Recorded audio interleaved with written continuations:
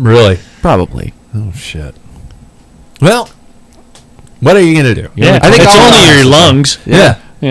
I think there's some in this house. No, There is some in this house. We just sealed it. Yeah. Which means if you ever touch it, it's just like don't get it airborne. Cloud of cancer. You get cancer. You get cancer. Everybody gets cancer. Hey, that's positive. So before we begin, you guys start the show with that. Thank you to our friends at Gooder Sunglasses, you guys, the home for the funnest, finest, and fiscaliest sunglasses available. Yes, I used that last week, but I liked it so much I wanted it to live again. All polarized, all non-slip, all style, and all under $35. Whoever you are, you ride you. Whatever groups you fit into, you ride you. Because all cyclists are ultimately the same as they share their love of two wheels. You also have eyes, you guys, probably. And if you do, you probably enjoy protecting those squints that have taken you from road to track to gravel to mountain trails and back again safely and successfully, allowing you to dodge cars and squirrels alike. Get to gooder.com today and peruse the fun. Grab about 4 pair while you're at it. Could you tell that the middle part of that was something I didn't write? I was a little confused. I should have probably pre-read my copy. That's what you're supposed to do in the podcasting industry. Well, it sounded professional. Thanks. Yeah. Also, Wahoo Fitness, you guys. That's right. Who'd have thought that a company that created a little silly ant key creation in 2009 would end up the trainer tech and innovation powerhouse that is Wahoo Fitness today. And speaking of today, you guys know it's coming. If you live in Spokane like us, you're probably already thinking of actually having to get on the trainer again. I think I even have that. Well, that's too late. Yeah, that's too late. I should plan these things out. Wahoo has the best of them, and they are available now, you guys. I don't know if you saw the mad rush that happened over the last years because of the pandemic where trainers were gone. So get over to WahooFitness.com, but do me a favor first. If you buy, please take a second and go to Packfiller.com, click on the Wahoo link, and then shop away as you normally would. Yeah, we get paid a little bit there. And finally, Ambassador Cycling. You all know how important proper bike fit is. I'm wearing my Ambassador shirt as I speak. You all got aches and pains and things like that, right? Well, guess what? You don't need to have aches and pains if you get a proper fit. Doesn't have to be your new purchase. It can be the bike you've ridden for decades. I'm going to get my wife in there immediately. We're talking about buying her a new bike. I'll talk about that here shortly. But it will change your cycling life. Get over to ambassadorcycling.com. Get in touch with Sam. So there we go. I did it. That took way too long than it should have. But let's do this. Long sponsor reads today. I take blame. Never a bad thing. Technically, you're right, and I almost spilled my own beer in my own. I saw that. Did I drink? That's my job. Oh, you guys. Sometimes you're the windshield, sometimes you're the bug. We're all here in the great Northwest are officially bugs. Our sky's been smoky enough to cancel bike races, and all the training is going into an apparent season of fondos.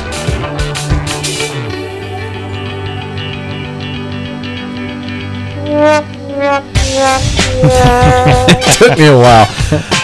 We're here to commiserate. We're here to motivate. We are the Packfiller. Welcome to everybody. Welcome back. With me are my fellow first world problem sufferers. First off, the guy who I truly dreamed of seeing cross the line first this weekend, and I'm telling you that now because that was my plan and that was my dream all along. Welcome back to the show, of course, Mr. Paul Main. How are you, man? I'm doing all right. Second off, the guy who could very well be considering a return to Portland, Mr. Jackson Bulger. How are you, man? Good, yeah, doing well. Me, I'm the guy who caused all this. No, I didn't light any fires, but I finally got into shape, and that's why this happened. So I am sorry. It is all my fault. Gentlemen, you know how I usually start the show by asking who's been riding and things like that. I don't know if I'm going to bother asking who's riding. So I'm going to ask this. How did you deal with the blow of having our district championships canceled? Should I let the listeners know that, yes, because of the smoke in the air here in Spokane, Washington, our race this past weekend for our district championships that, Paul, I know was your big, bright, shining star of the season, got canceled. I mean, 2 days before, the air was bad, but not unhealthy. Day before, bad. and they pulled the plug. Sunday, I don't think it was as bad, but it was still bad, right? Mm-hmm. So there's the background. How did you deal with this past weekend being canceled? I guess that's my question. I just, with everything happening, my car getting squished and everything, I went to the shower and went into fetal position and just sat there, let the water run, cleanse me of my sorrows. Watch it go down the drain. Big, loud, heavy sobs. Yeah. You did say in a text that I thought was actually pretty good. It was like, I got drunk on Saturday. No, got drunk on Friday, was hungover on Saturday, and I rode my bike on Sunday. That was actually Scooter. Yeah. That was Scooter? Mm-hmm. Oh, he got drunk on Friday? Yeah. Oh. Then signed up for some races. I did some drinking. Did you? Yeah. Well, I had nothing to lose then. I had no intentions to drink on Friday, but once the news came, it's like, I think I got a St. Bernardist. Yeah. Yeah, I'll just go and grab. I was the same. I was like, I'm not going to drink. I'm going dry. Mm-hmm. I'm going dry. Pat Bulger is going dry for Thursday and Friday, and then Saturday and Sunday. And then Sunday I was going to obviously drink till I fell over. But, yeah. It fucking sucked. Did you ride at all this weekend? Not at all. Haven't yet? No, I haven't. No. It's like that proverbial, balloon. You blow it up. I'm all anxious. It's tight, and then that's how. It's been that way since fucking COVID started. I know. Okay, Jackson, what did you do? How did you deal with it? You're just like, I got dozens of state championships ahead of me. I'm good. This is just one out of the needle of the haystack. Yeah. Well, it's been kind of funny because I've been so busy lately with my new job and all that. So I've just when it happened, I didn't really have a chance to process it. And I don't know if I've still really thought about it that much. Really? So now that it's been a little while, I might have I don't know if my brain really connected to it, which is really interesting. I was really bummed because I did want to win, as I expressed on the last show. Yeah. But I guess it is what it is. I just kind of had to, look at it like I just said. It is it was what it was, and it as big of a bummer as it was. I'm hoping there will be races in the future.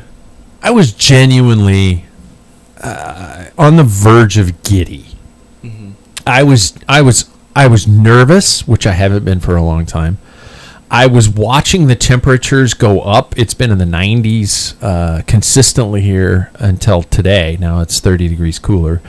And I was actually thinking, okay, I've been dealing with the heat all summer. This might be a good thing. I'll drink this time. Yeah. And I think this will be a good race. It's going to suck, but it'll be kind of glorious. I was in that mentality, and I was even kind of getting excited for the crit. I haven't done a crit, in all honesty, in a couple of years, several years. Mm-hmm. Oh my God, more than that. They're fun. Yeah, it's genuinely been our Raceway Park doesn't count as a crit. Mm-hmm. That's a circuit race. I don't think I've done a crit in probably 7 or 8 years, at least. Holy shit! Wow. Well, how old were you when we did the Buck Knives crit out of early high school? State line. So it's been that's 8 years. 7 or 8 years, yeah. Fucking hell. So I dealt with it by I drank wine on Friday. Mm-hmm. I had 4 beers on Saturday, and I went out and I did some road rage sprints yesterday. Yesterday. I went out and was just like, I'm just going after everything because I think I gained 2 pounds this week, and I've become that person who's paranoid about it now. So I'm freaking out. I'm I step on the scale. Oh no! And so I'm already just starting to have a tough time with it. So, guys, what's on the horizon? Seriously, what's on the horizon? We know we're going to have to drink here soon because Paul and Scooter have registered for a very specific race. What do you guys have to look forward to? It's so damn mellow. It's tough because we're at that part of the year where cycling begins to fade away and become what I don't like to talk about. Yeah. So people are going to start posting that. Cross is coming. All that bullshit hashtag shit. I'm like Scooter. Does he? Yeah, he's he wants to do it. He wants to do it. Yeah. I think you and I will do the Coeur d'Alene Fondo. Other than that, I probably will be done for racing for the year, unfortunately. Fuck. This show, we will not be depressing the whole show. No. But there is plenty of races. There's a crit in Vancouver, and it popped up on my Facebook that says, "There's no racing in around here anymore." Yeah. Kind of, you made that quote last week. Yeah. And that was on there, and it says, "Don't be that guy." Vancouver, I think it's called the Capital Crit, and it's really, maybe it's not the Capital Crit. I don't know what it is, but it's on the 21st. So there's a crit down there, 21st. Vancouver, Washington. Okay. Yeah. So there's that. There's state championships TT the next weekend. Yeah, I did see that. Mm-hmm. I did see on that. On the 29th. And Bike Fit Sam's going. Yep. He invited me, and I started working on my TT bike. Are you really? Yeah, possibly. I'll see what it's like. If I can get out and not die of smoke. Yeah, die of smoke inhalation. But yeah. And then for me, I think I want to, what is the 18th of September is the Grand Fondo in Coeur d'Alene. Yeah. Just hop over there. And you get after you do it, you get a free ticket to go to the Oktoberfest. Yeah. And then there's another one going on at the same time in Spokane, so I'll just start there, drive one beer, and then drive to, there's a brewery downtown that we were talking about. Yeah. Oh, yeah. Brick West is going to have an Oktoberfest. That's like the 5 brewery thing in a district in around here. Yeah. Area. Mm-hmm. $20, I think it was, and you get like, oh shit, that could be a good day. And then the next weekend. Yep. Turtle Bloom. Turtle Bloom drink. Mm-hmm. So you're already signed up for that? I have not. Not yet. I'm gonna. Not yet. I'm gonna get my money back from and just roll it over. Yeah. From Jesus. It just dawned on me. We're going to almost roll it over. I'm thinking of the Belgian troopers supposed to fucking take. I'm just spiraling down into depression here. Well, I'm almost tempted, to be honest with River City, to see if I can just donate that money to them. Really? Yeah. I don't know. Okay. Did you hear some sponsor stepped up and paid for all the loss? Yeah. That is cool. Yeah. Mm-hmm. That is. I'm sure they're going to reveal who that sponsor is. Maybe they want to stay anonymous, but that's, man, in this day and age, that's a good thing. I'm continuing on with apparently my theme of 2021 is just a Fondo season, because I'm now at the point where it's like the only thing I really have, because I can't do Tour de Bloom drink. You can just sip, or we can just add them all up. I can't do it because I have a wedding to attend that weekend. My cousin's getting married, and so getting wedding. You are married, and so I'm not going to be able to travel to that. But I do have the Coeur de Fondo that I'm going to do again, another Fondo.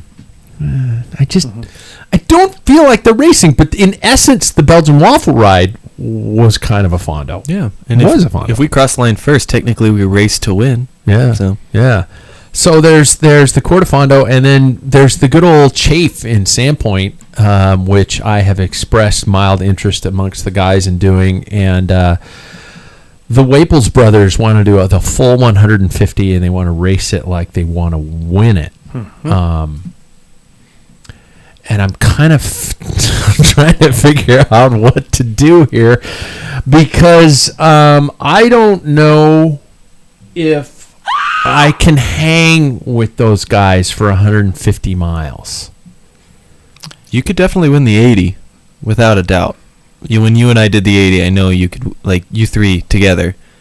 But they're doing the 150. I know. That's a really long way to go. And you're not going to talk them out of it, I don't think. I don't think so. There's an 150, there's 100, there's an 80, and then who cares what the other distances are. But I'm like, oh my God, 150 fucking miles? Yep. on North Idaho Road. I'm waiting for you guys. I'm waiting for you guys. It's okay. You guys are talking me out of it, which is good. I was expecting you guys to be like, Pat, you got to do it, you fucking pussy. It's just you and I Don't did. be a bitch. You and I did ride. Yeah. You and I rode 132 miles, which different, Completely. very different. But 150 sounds like a little bit more and a little bit worse. I like to ride my bike, and I've discovered that through the years, when I start approaching 80, it's not quite as fun as I started off in the previous 80. And every mile it ticks over. By the time the farthest I ever gone was 134, I was ready to get off, and I did not really enjoy riding my bike. That's just me. I'm not an endurance person, so all it is just attrition. You're just trying to find something to get down your gullet, and it's not. Yeah. You're sore all over, and it's no good. See, I'm not hating that.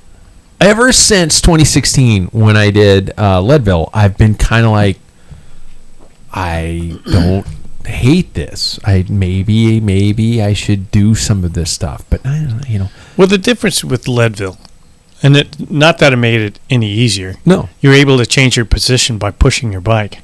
You're getting off the bike. You're moving, using different muscles. When you're in 150 miles in this sedentary area, I mean, you're just moving your hand position and cranking your bike. I mean, your back probably 3-4 degrees. Yeah. Maybe Scooter said he'd do it. Maybe we could just 150? crush. No, he said he'd do the 80 or the 100. Yeah. Maybe we just crush the 80. There you go. They could probably be coaxed into the 100, I bet, in the Waples. Yeah. You four together. Sam, if you're listening to this podcast, let's talk about the 80 and the 100. See what you think. He said in a text the other day, he's like, well, don't they bus you to the start of the 80 and the 100? And I'm like, yeah. He says, well, why don't you just ride your bike to the start of the 80 or the 100? I was like, God damn it, that makes sense, but I hate you. That sounds awful. Yeah. Sounds terrible. Especially that's 50 miles away. I'm not going to ride my bike. Right? Yeah.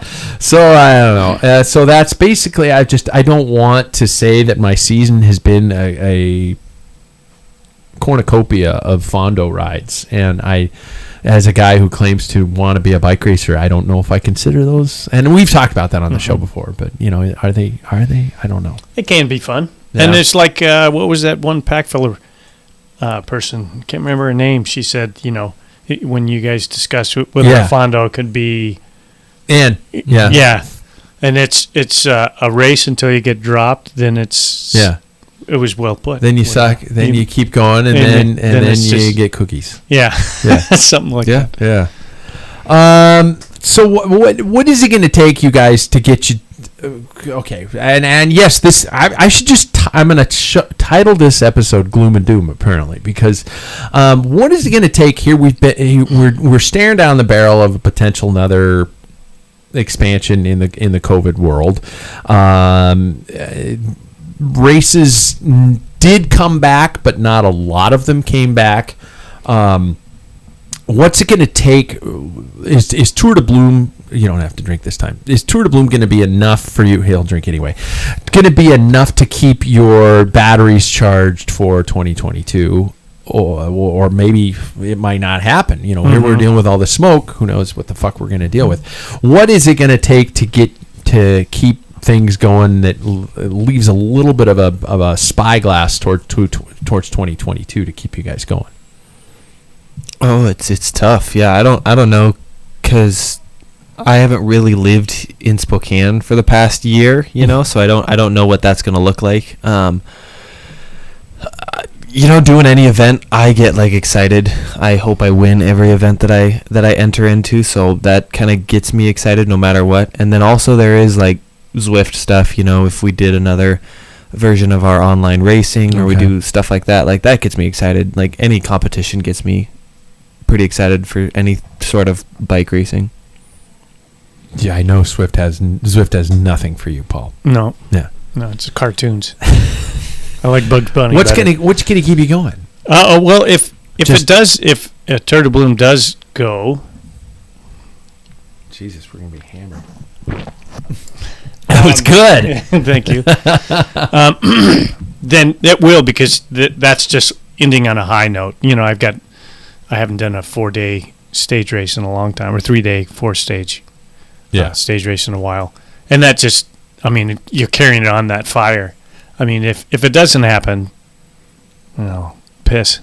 Yeah, I don't know. I don't know. Yeah. It's like another year just like down the toilet. If it keeps it up, I'll be in a different age group in another year and a half. So then my chances that herd's getting thinner, so that whenever they get to do the district championships, I might have a better chance. Do either of you guys take time off the bike at the end of the season? No. Jackson, no. I used to bring it inside. Yeah. I used to. I did it in the real early days when I raced every weekend and had 1 to 2, training races. I'd take bird season, hunting season off for about a month.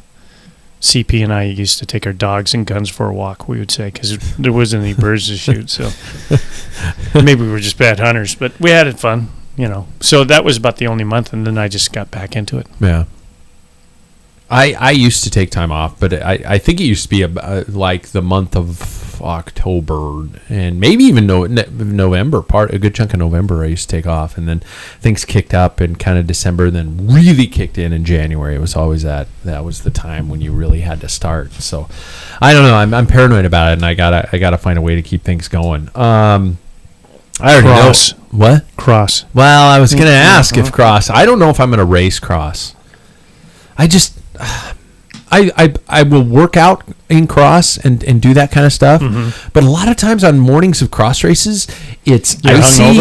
I'm hungover. It's icy, it's cold, and I'm looking out the car window and I'm going, this fucking sucks out there, and I know I'm a pussy for saying these things, and a lot of people are going to give me shit, but I just go, I don't want to race in this weather. This is horrible and miserable. Am I alone? No, I'm going to be honest. If I have to break out my winter jacket, that's the farthest I'm going to go.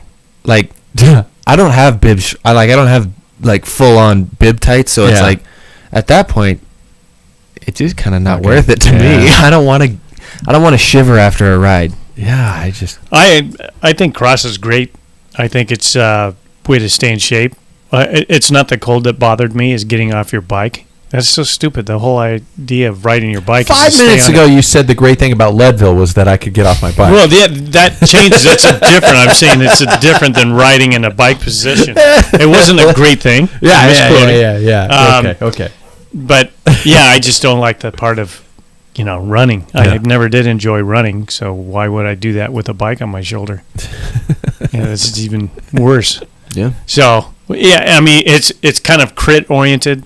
Again, it's kind of a bike handling. Borderline. So there is some strategy involved, just like mountain bikes. But it's completely different than road bikes. So you can't. I don't know. It really is. At a certain point, you just hit right at your anaerobic threshold and try and hold it as long as you can. Yeah. And then there are some course designers, and I know that there are some cross riders who are going to agree with me on this one, who are some course designers who just decide to do just kind of bullshit stuff that I think in terms of a course, with pinwheels or something like that, where you're doing this, going around tape and poles in a park, and that's to me, that's not racing. That's just balancing. And I don't like that kind of shit. So I don't know, but we'll go from there. I did have a talk with my wife, and I can say this on the air that I'm convincing her to probably buy some kind of a gravel bike that she can take on the road and things like that. So my wife is getting excited about riding a bike, and so I'm like, wow, that's going to recharge my battery. She's like, I want to ride 2 days a week with you. And I'm like, oh, shit, okay. Let me ask the guys. No, but it's, How much are e-bikes? Yeah, no, she's going to, we're talking to the Mojo guys, and we might go out and talk to those guys and see what they got out there. So there we go. Should we jump in? Yeah, we probably should. We should probably jump straight into headlines and go from there, you guys. In case you haven't been paying attention, I know Jackson and I talked about this a little bit earlier about the Vuelta and things like that, and I do want to talk about that here as we get going here. Vuelta update. Fabio Jakobsen came out on top in a hotly contested sprint today to decide stage 4 of the Vuelta. Marked his first Grand Tour stage win since 2019 and his first since that horrific crash in last year's Tour of Pologne. He timed his sprint to perfection, came around Arnaud Demar, and signed the final 80 meters of the slightly uphill finish, and you know there were tears of joy basically all around with that one. No changes in the overall standings, although Rein Tarame did crash pretty heavily, I guess, in the final 3K. He's able to finish the stage and retain the leader's jersey in the final because the fall came within the final 3K. So my I don't know. I guess my first question is everybody keeping up on in honesty time? I've been doing some fast forwarding in the Vuelta, and I haven't. I've been getting the finals and stuff like that. I've watched the beginning, and then I've been kind of zipping through the end. How's everybody's Vuelta watching been? I mean, pretty much zero. I watched all the highlights about an hour ago. Yeah. As I mentioned before, not to make excuses, but I did just kind of start a new job and everything, so that's a great excuse. Mm-hmm. Yeah, but that's been a big kind of new thing to get used to in my schedule, and being in the position that I am, like being in the job that I am, you don't really get a break during the day to watch the Vuelta. So I've been kind of keeping up through highlights, and I always find the Vuelta difficult to watch. Yeah, we were saying. Yeah, and as to you had reasons as to why. Do you want me to get onto it? Sure. Yeah, I think that first of all, I've been watching like 5 months, 6 months of like bike racing, and I'm at that point over the past 3 or 4 months to where Grand Tours, especially, I always find the Vuelta really boring because it is a climbers tour, and it takes so long for these stages to get like over with that after a little while it's like, oh man, I'm a little bored. Yeah. And I really do like to watch bike races and everything, and it's just I haven't watched the Vuelta all the way through ever. Really? It's just difficult for me. It just kind of dwindles out. Yeah, and it's like over the past 2 years, like I've known Roglic is going to win. And so this year's a little different, obviously, but it's just like, oh man, I have to kind of slog my way through another Grand Tour. I'm in that mode now where I'm like, I want Paris-Roubaix. I don't know if I want the Vuelta. Yeah. So, Paul, thoughts on? Well, Vuelta? I've been watching. Have you been following? Yeah, I've been watching because it comes on later, so it starts like at 5:50. Oh, and so I'm up at that point making coffee anyway and getting ready for work. So it's on my iPad and to the toilet, as we all know. and so yeah, and then when I'm at work, it's on the background and I watch it. Today's stage was a good one to fast forward. Yeah. It wasn't going to go anywhere. Yeah. But I found that the other ones are pretty interesting. Hugh Carthy, I was surprised that he's not really, but I think he takes a while to get warmed up. Yeah, I think he will. I'm not surprised Carapaz kind of like petered out towards, it was a headwind that last climb. Was it yesterday's stage? mm-hmm. I think it will get very interesting to me. If Vuelta's, Grand Tours are never as good as the classics for me, but I watch them all with fervor. But there are days of fireworks in the Vuelta because of the fact that it's such a climbers race. Yeah. What do they say? Tomorrow is basically the last sprinter stage. There are two more. Two more. Yeah. So the sprinter's jersey will not be won by a sprinter. No. Because the stage wins will come down to that sort of thing. But didn't Carapaz win it last year? He won. I think he did win the sprinters last year. Might have.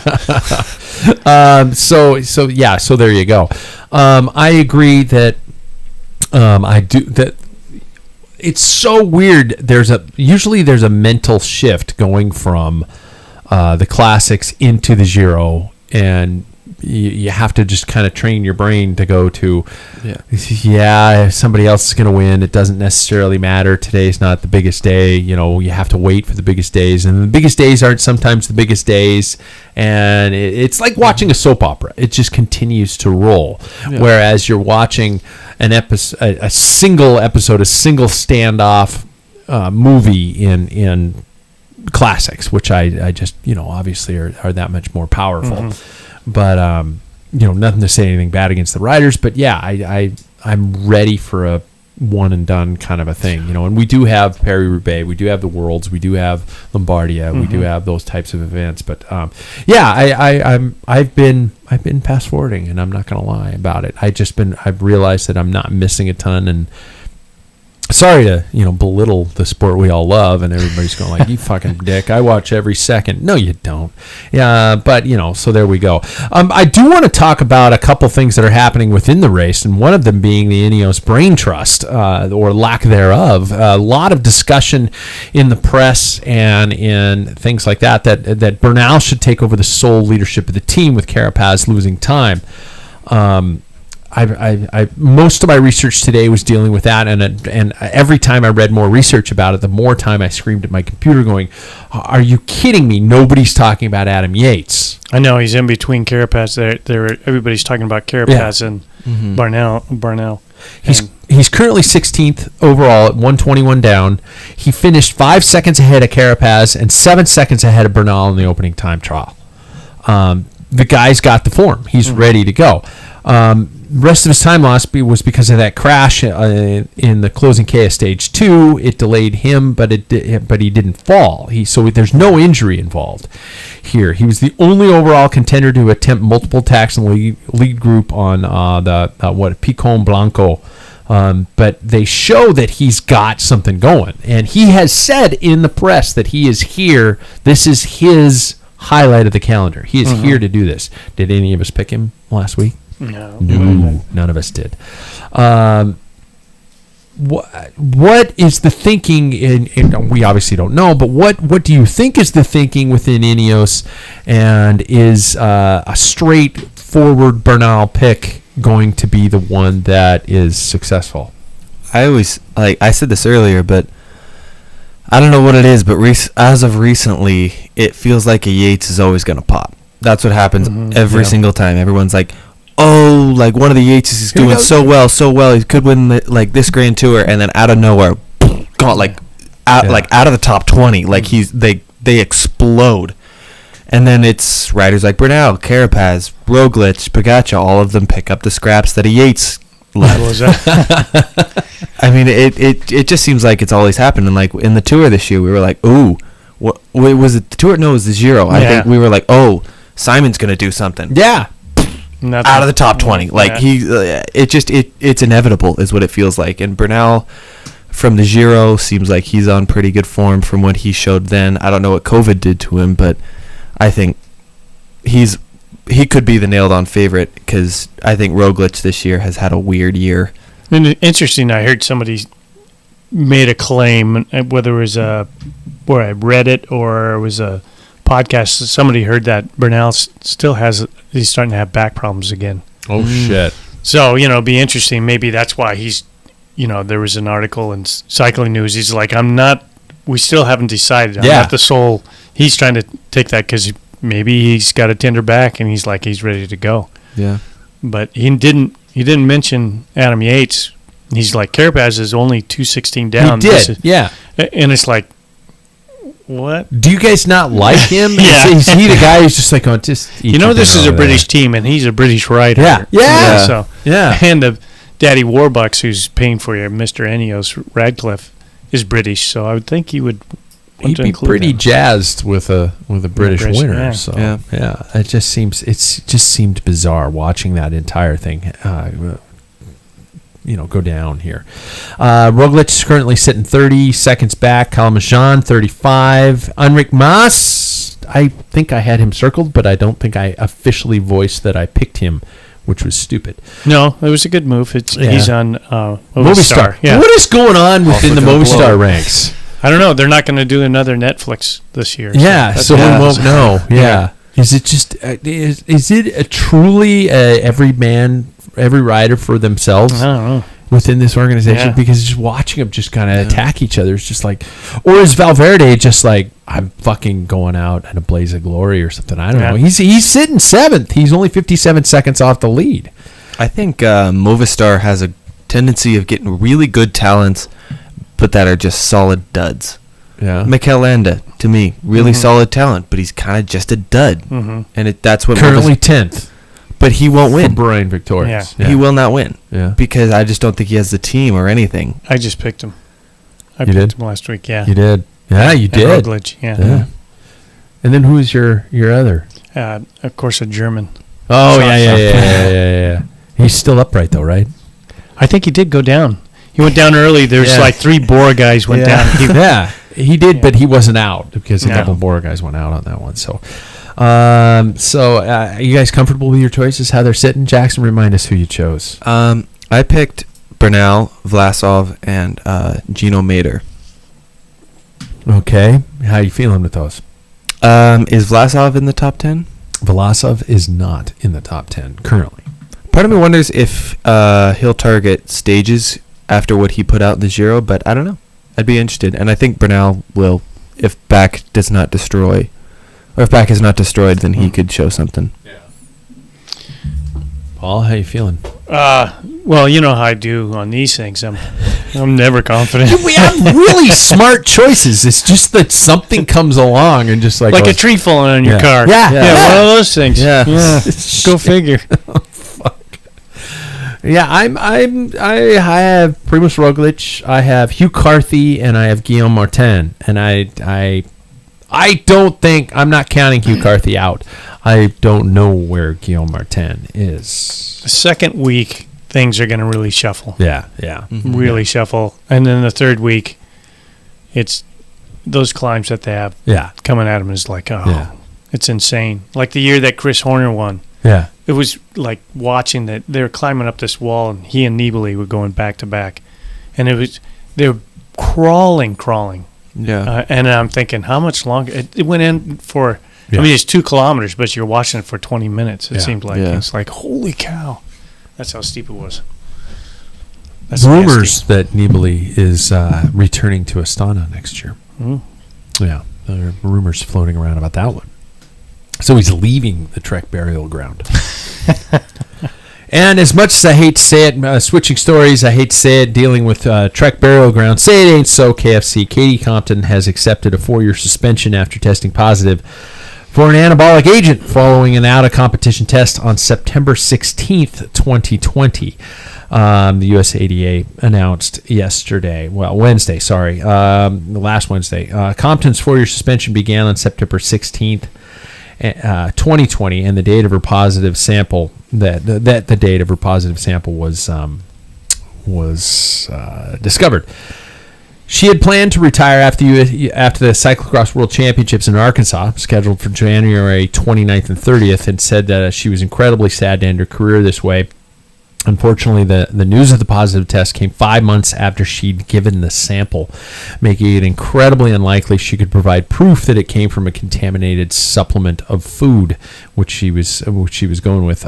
She told, I'm taking a lot of stuff from Cycling News here, that she suspected some beef she'd had for dinner the night before the doping control was to blame. Yes, we have heard this story before, and I'm not judging Katie on this one here, but the meat was not organic, and in the United States, the FDA allows ranchers to implant their cattle with a wide range of hormones, including testosterone, to promote growth, providing the levels of the hormones are, quote, below a safe level, end quote, when the cows are slaughtered. So I'm sure you guys have both heard about this one. What were your initial thoughts among hearing any of this news regarding Katie?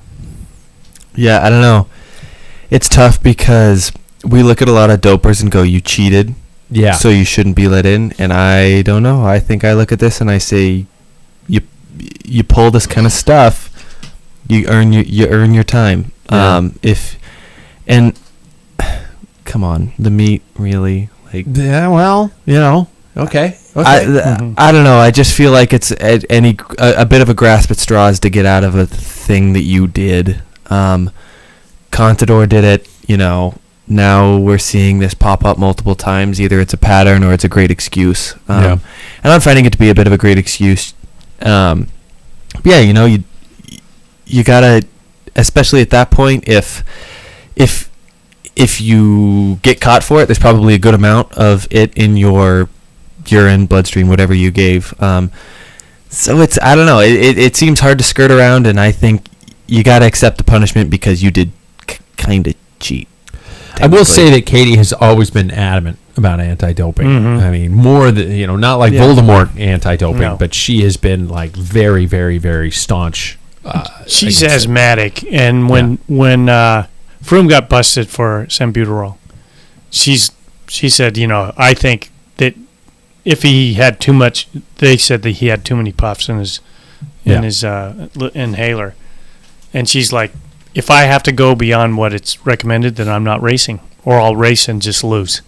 It's not worth it. Yeah. And I think for some reason, I don't know why, but I feel for her because I think she might be innocent in this thing. I don't know why. I just feel like because so long, and I've seen her performance when she has bad asthma days, she's out there, she's fighting, and she's like Nowhereville. But So if she was consistently, and people will probably argue, well, 14 or 15 national championships, that's consistency. But it isn't. She was, like every race. If you watch the World Cup, those races throughout she has some bad days all over the place. So she'd have a day where she was great and then nothing. And then on the negative side, maybe she's using this because that she can control those down times with, with the steroid. I don't know.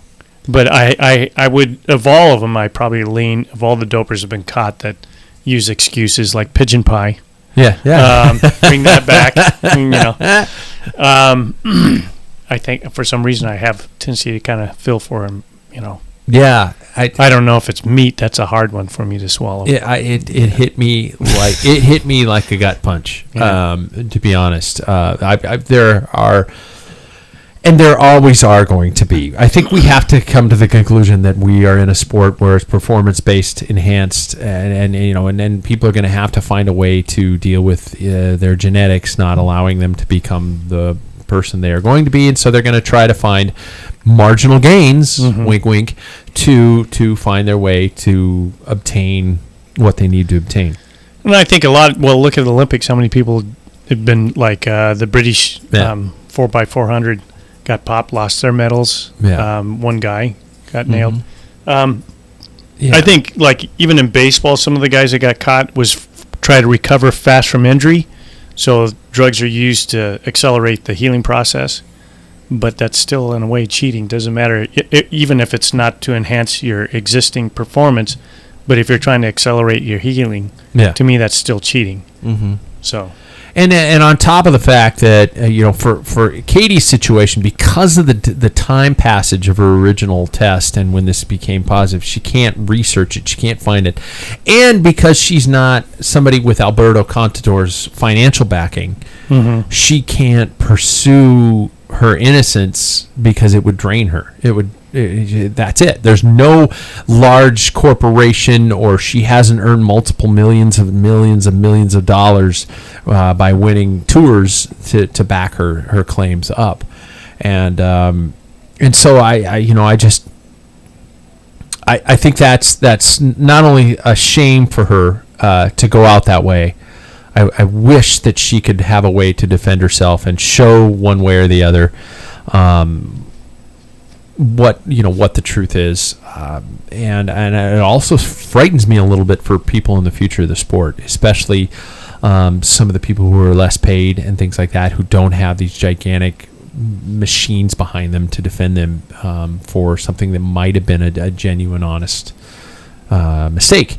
And as a person in the sport, I've lived my life living through multiple doping instances, and it's really hard to see the report and not go, you're fucking dead to me.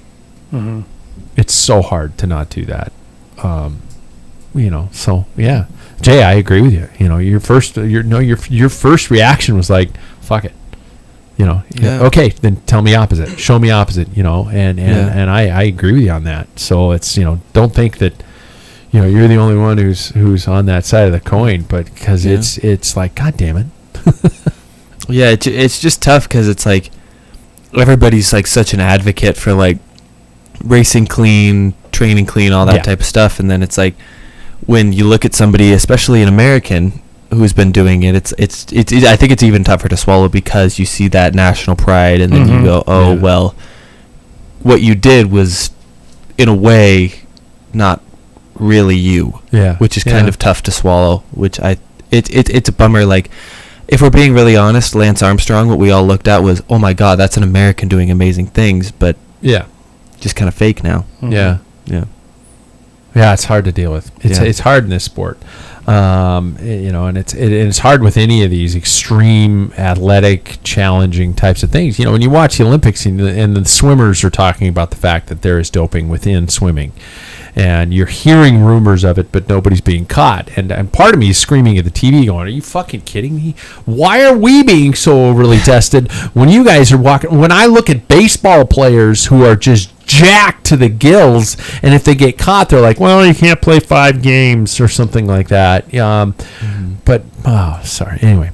Yeah, it's frustrating as shit, because everybody, when you meet somebody at a cocktail party and they go, oh, you're a bike racer, what do you think of all the doping in your sport? I'm like, fuck off. Do you watch football? These guys are fucking forgetting their own names. 300 pounds running 540s. Yeah, so just don't give me shit, people. But anyway, okay, should I switch to the topic? I'll switch to the topic. Brought to our by our friends over at Mojo Cyclery, home of all things gravel in Spokane. You guys, if you're local, get to the guys at Mojo today. If you're a member of the Packfiller, you already know you got a discount. Great service, sales, and an overall bunch of guys selling and living all things bikes. Also, thanks to Scratch Labs, best sports nutrition on the market, according to every single member of this show. No, really, check them out, including the great recipes at scratchlabs.com. And, of course, finally, thanks to Athletic Brewing, best non-alcohol option out there. Believe me, I've tried a lot of them. It's truly the best, and I'm genuinely saying that. And yes, I know that somebody is a part owner in that company, and I'm cool with the company right now at this point. If they make me say his name, we'll see. New brews constantly being released. For example, I just purchased, and this sounds weird. This is going to sound like a wussy drink, the Grapefruit Radler. The Radler beers, which is a German concept where they lemonade Austrian, beers. actually, Austrian, sorry. And if it tastes anything like the lemon Radler, it's going to be brilliant after a hot ride or even just mowing the lawn. Use our link to get to Athletic, please. We'd appreciate that. So here's what I want to talk about, and this is going to be the gloom and doom episode. I want to talk about dealing with adversity. This past weekend, we lost our opportunity to race. Many riders I hear are dealing with injury recovery or things like that. Should Katie Compton be found innocent, or even worse, if she is and can't ever prove otherwise, how does she return to the sport? So dealing with these really tough blows and making things happen multiple times, things can get you down in your athletic career. And what I want to talk about is how to deal with them and keep finding reasons to straddle the top tube and get outside. So I want to talk to you guys about any times you've been forced off the bike against for a reason you didn't want to. For example, I'll give myself in the late 80s, I was living at the Olympic Training Center, and I went through a bout of Epstein-Barr. I didn't know that it was Epstein-Barr at the time, which is a chronic fatigue type of situation. Mike McCarthy got the same thing, and it became national news. But not when you got it. Not when I got it, because I wasn't as fast as Mike. Oh. But and it really, really, really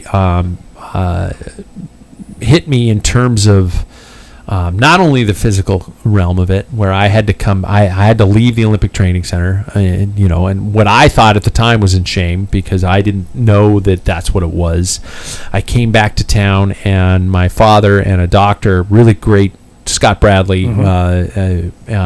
diagnosed me with Epstein-Barr, and we found a way for me to deal with it, even though it's something that you deal with for your entire days. But I had to spend a good amount of time off the bike, and what that also did to me mentally, because I thought that I was a failure for leaving the Olympic Training Center, was brutal. and coming back from that was tough. So have there been any times that you've been forced away? And Jackson, you could even use your years in soccer or something like that, that you were forced off the bike and had to deal with that forced time off. Yeah. So I as you know, I kind of played soccer for a little bit of time.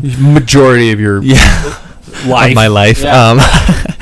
But I was injured probably two times in my entire soccer career, which, if you're talking about ratio, that's a pretty good injury to game playtime ratio. Yeah. And so probably the one time I was genuinely annoyed with having to miss soccer was when I broke my hip. It was such an old injury for such a young person. Yeah. My heel! Hey, you boys! Yeah, seriously though, I still got it. But I remember that and being a little frustrated. But I also like to compare that to when I obviously have my knee issues on the bike. Yeah. But ever since I was fitted through Ambassador Cycling, I was trying to find the sound effect, but I couldn't. But yeah, that's kind of gone away. But when those issues arise, I was more frustrated than I was with soccer, which to me means that I actually found a sport that I enjoy. But also, I remember, for instance, with the knee thing, it was like, this is really annoying because it's unexplainable, and it just kind of pops up out of nowhere. I remember when it first happened, it was like, I would really like to ride my bike, but even walking is annoying to deal with. Mm-hmm. And it is just, for me, because it wasn't like a broken body part or something like that, I was able to just kind of wait a couple weeks and it'd be fine. But I couldn't imagine being in the instance where it's like, oh, I broke my arm, I'm out for the rest of like 4 months. I couldn't imagine having to deal with that type of situation. Paul, any forced times off? Yeah. In high school, in football, in practice, it's always when you're training or practice is when I got injured. You haven't had any forced times off the bike? I have. Oh, okay. But I'm going deep. Okay. I'm going way back. Okay. I had a high ankle sprain, and I didn't know if I was going to make my senior year, make the very first game. And so, but it worked out, taped the your best gal's looking at you going, gee, Paul, you're going to be able to play the big game. That's right. Hooray. I don't know, Paulie, but I'm going to give it my best. Exactly. There, go get him, Paul. I will. Thanks, doll. Sorry, I had to find a way to find some joy. Yeah, no kidding. The other time it happened to me was I crashed in races, but I could get back up. It was just mere flesh wounds. And but a scratch. So anyway, I was able to finish, but there was must have been in the 2000s. I was just getting back into racing. I was getting in good shape and riding with a big group of guys, and we had a major pileup, and I destroyed a lot of bike parts and pulled out my collarbone out of my AC joint into Was that the Harry Gary's demise? Yeah. There's my top of my, instead of being right here, it's right here, my collarbone. So it crunches. Not in the medical I field. can put it in the mic and you can hear it go. Oh, wow. So that staying off the bike, I think it was about 2 weeks. It wasn't very comfortable, but I still was able to ride a little bit and train. But probably the worst one was when I tore my hamstring severely. And foolishly, after I pulled it, I didn't know what it was or tore it. I rode another 50 miles after I got myself up, which only probably made it worse. And we had a big big race series here called Inland Series, and I was doing well in it. I had some points. And it was like 3 weeks after I did that. And they used to do ultrasound. I was at Tailwinds, and they're working on it. And I just said, yeah, I'll be anxious for my race. And they're like, what? Oh, you going to race? And I said, yeah. And they're going, well, we can't say you can't, but it's not probably a good idea. I'm like, screw it, I'm going. because I felt good on the bike. But training and racing, as you know, there's like towards the end, I'm going to lead like 10 guys, and there was attacks, and all of a sudden that sucker grabbed, and it was, I thought I tore it again. I'm sure I probably tore it again, but oh shit. And then I had to like back way off. So those are the 2 times, and it kills me. But one weird thing about cycling to me, it's like you can still ride. You don't have to put effort into it. Like all the injuries I had, like even the collarbone, I stayed off for a little bit, but as long as it doesn't hurt, you can keep riding. So you can't do that and like bringing back the football. I was sidelined. Yeah. I couldn't do anything. Yeah. So. Mm-hmm. The mental stress that puts upon you, because I know that, and I'm just talking about physical injuries right now, but the mental stress that puts upon you, and what we all end up dealing with is this, God damn it, okay, can I just go out a little bit? Can I, Jackson, with your knee, I remember seeing your kneecap, one kneecap at least a quarter of an inch higher than the other one. You had something going on with the cartilage and the tendons behind that knee, and you want to go out because you know that fitness is slipping, and you know that there's that it's this drug that you become addicted to, and I shouldn't use the word drug, but you want to keep going, and you want to stay on top of things. That was my biggest mistake in my cycling career, was that I took a gigantic chunk of time off, and because if you're on top of it year after year after year, things come back easier, but boy, they don't if you take a long amount of time off. And how do you deal with that? How do you work on trying to get over that and take that time off and understand that in the long run it might be better? Have you any guys ever had any elongated times like that off? No, not that long. Yeah. I mean, no. It's got to be. It's. I think my passion for cycling, no matter if I was the times that I was sidelined for a little bit. It just builds for me. It's just that mental, because I can't wait for it to get better. Yeah. The problem for me is pulling back on the reins and not pushing it to the point where, like I did with my hamstring, did more damage than I did good. So, I mean, I've always said, and it's a running gag with a friend of mine, John Bozo, is like next year. Wait until next year. Yeah. Because cycling, it's the only sports, like soccer or when I played football. I mean, once you're out of high school, or if you make it to college, it's how many people make it to the pros. It's over. You even doing pickup games in basketball, it's not the same. It's not the same. No. Yeah. It gives you a little thrill, but cycling, competing, you can do it until you're 90 years old. Yeah. It's a unique sport, and that's like the phoenix from the ashes. So.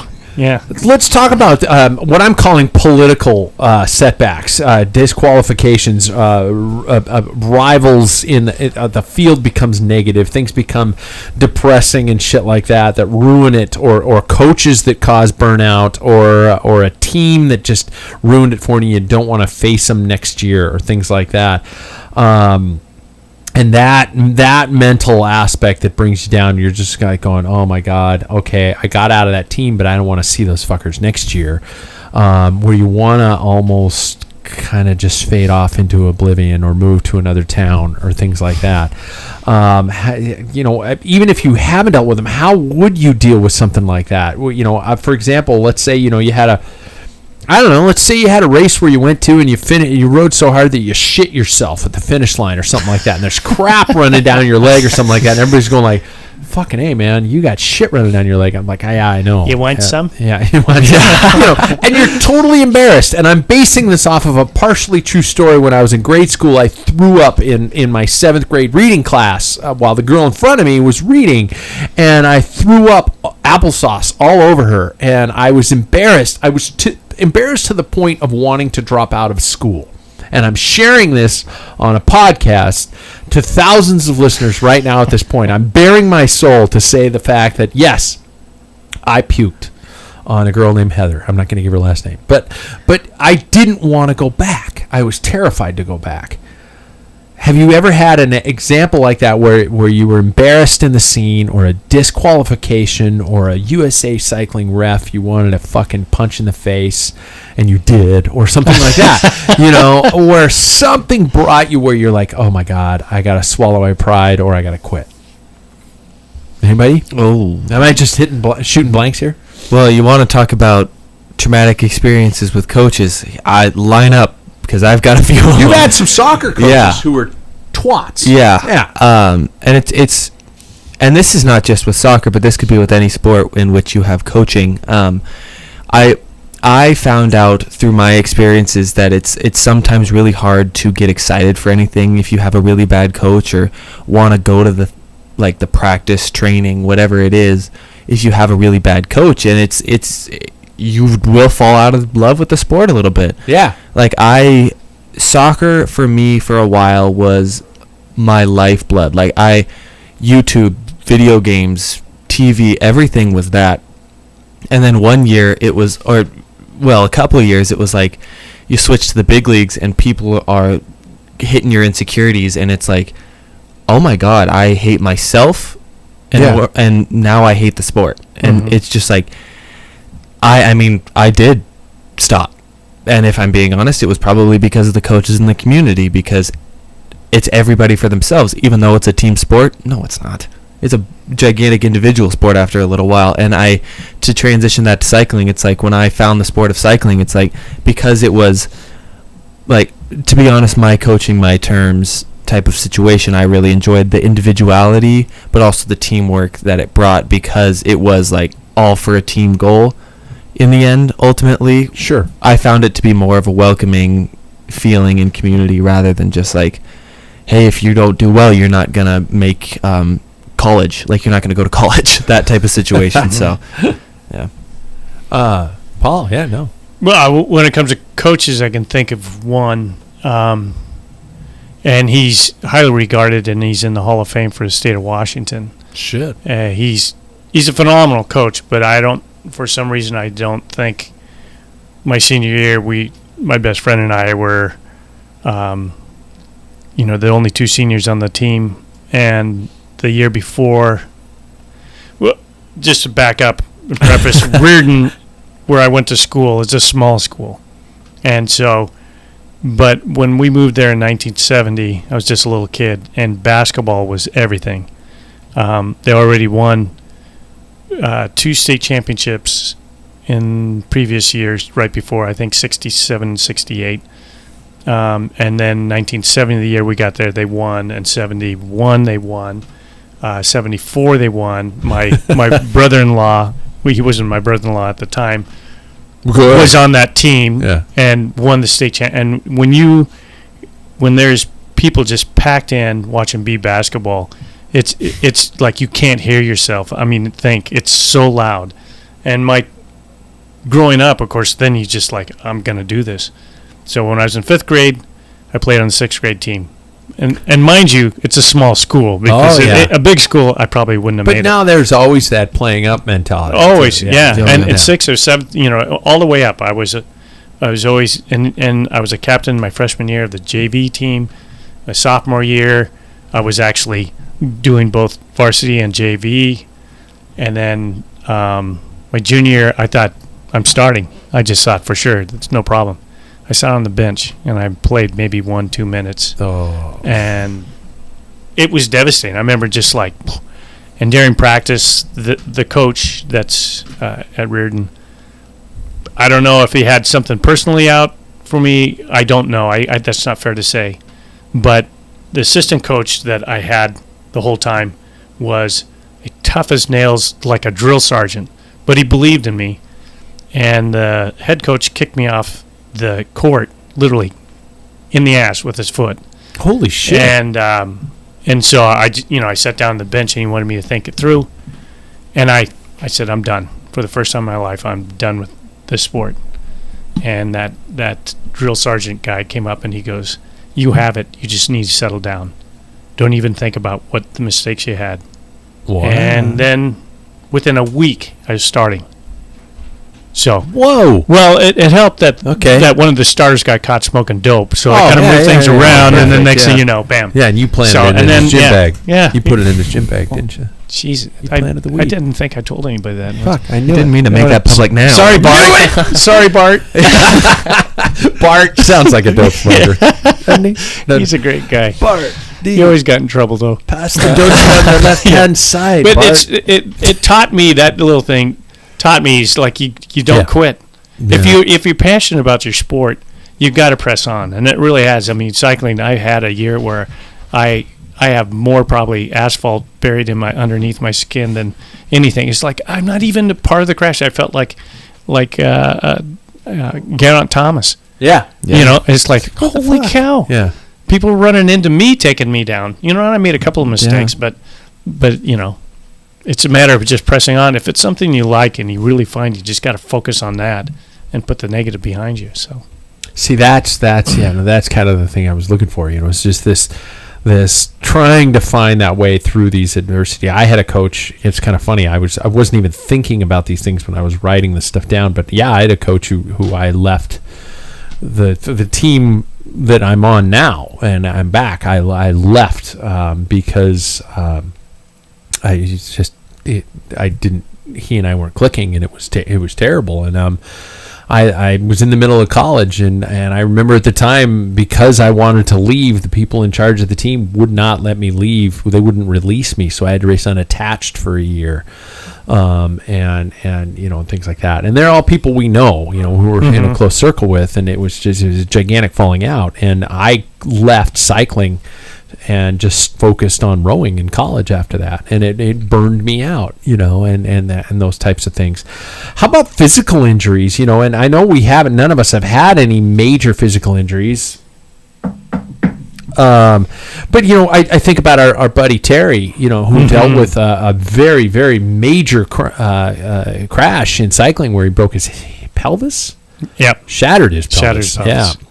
In a bike race, and I remember talking to him earlier this year, where he's still dealing with it, where he's still finding himself not able. This is several years later, where he's still not able to produce the power and the watts and those types of things that he used to before this crash. And to clarify that too, it's not like he doesn't try. He's been trying 100%, and that guy's putting a lot of effort trying to recover. And he is stronger than shit. Yeah. I didn't ride with him before the accident. I couldn't imagine what it was like before then. You guys were teammates. Yep. But how do you get through something like that? You know, and we talked about endurance riding and how Paul, you would never. It's not your thing, but if you get with something like this, if you have something like this that's just a setback within your life, and being that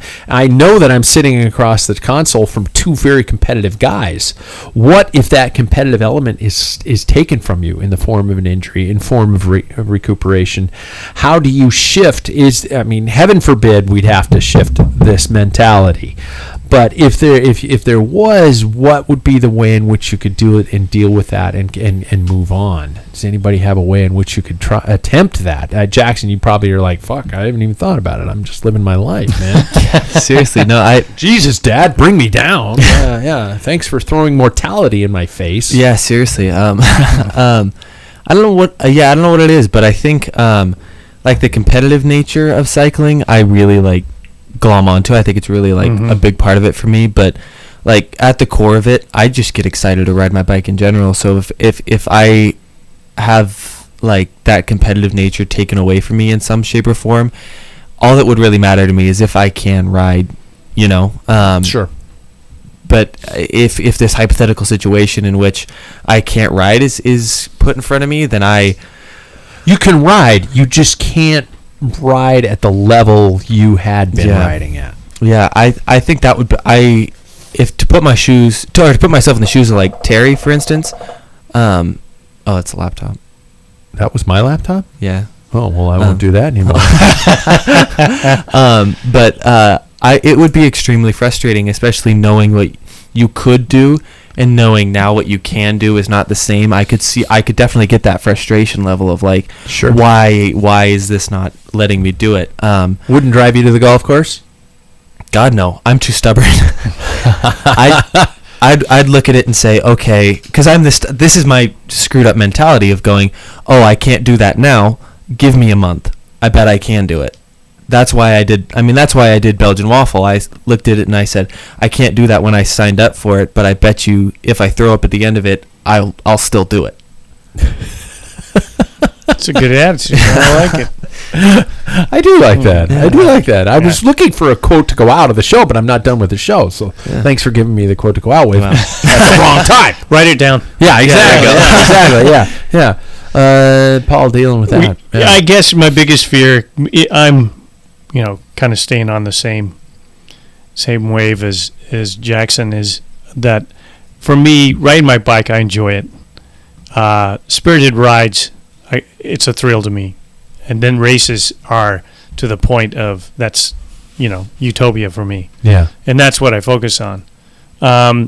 If I had a forever injury where I could not ever get to that point to compete and ride, I have to question how much I would ride. Really? Yeah. That's how much I enjoy the competitive and stuff. I would like to think that I continue on, but as Jackson was talking, I'm like, wow, what if all of a sudden... And there's a guy I rode with who he crashed on a mountain bike and his handlebars hit him in the heart and it tore a valve. Holy shit. And so he ended up having open heart surgery and they put a pig valve in there, but he had to be on beta blockers for a while, and which you can only get your heart rate stuff. And I'm like, sure. That would suck because he was always there, and now you got to look behind because he just can't get his heart rate up. Yeah. But he's trying. And maybe that's what it comes down to, And would you Sean Yates it and ride an e-bike in a competitive? I don't know. That's not. I'd say no now, but if it is, I don't know if I get a joy out of, going out and pounding it out with everybody else, and I know that I got an electronic advantage. Yeah. Especially if you start winning, you know what I mean, or you can just drop them at will. It's not the same. Mm-hmm. It's Sam and I were riding that one day side by side. We're talking about it's just the whole aspect of cycling for me is the individual battle, the mental battle that you're constantly got the little proverbial angel and devil like quit, no, you can do this, and you're doing, and that is always a challenge. And then the person behind trying to read, the guy next to you, or you're trying to beat, or what can I do, what's coming up ahead, that mental stimulation too. But if I have an e-bike, it's just like, I'll just put it on number 3 here and just power away. And I don't know if I get the same thrill. So, yeah. I'm not going to ask my last question. Huh. No. You guys just both you guys ended it because I'm sitting here thinking about. I was writing this topic today, going, this is kind of depressing shit. This is a gloom and doom show. How fitting. Look outside. But but I was thinking of ways in which that you guys would find a way to find the positive, and you guys within the responses of that last question found the positive. It's I'd still find a way to keep it going. I'd still try and see what I could possibly do to make it still go. And yes, I might not ride as fast with the guys I used to ride with. You mentioned, Paul, the spirited rides, and that has gotten me through this season. Mm-hmm. And I'm not talking about necessarily the organized spirited rides that our friends at ODZ are doing here in town, which are great. There's so much there. I'm definitely doing it this week if we can Smoke breathe. Provides. Yeah. But those rides, and then going out with you guys, and going out last week, 2 weeks ago, with the team, and just going until somebody gets dropped, and then you regroup and you do it again, and you just that has been my racing this year, and it has been such a spark in that very dark tunnel. Yeah. And I think we need that spark in that very dark tunnel, and you just got to find it, whatever it might be. Yeah. So I guess that's what we're going to end with. Yeah, right? Does Right. that sound all right? Here we go.